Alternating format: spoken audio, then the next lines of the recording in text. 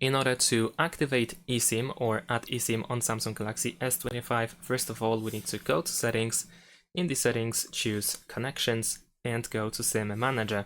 Over here, you should be able to find the eSIM section where you have the Add eSIM option. Tap on it, and you might see the information that SIM2 network might be disabled.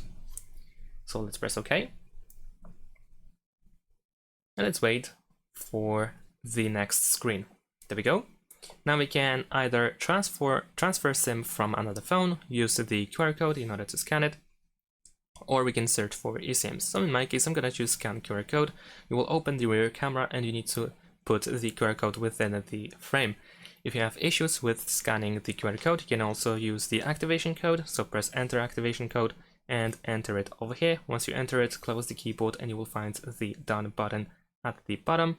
You can also choose a photo. So if you have the QR code as a photo, then you can open the gallery and choose it. And for help, you can also turn on and off the flashlight. And that is it. Thanks for watching. Leave a like and subscribe to my channel and see you in my next videos. Bye.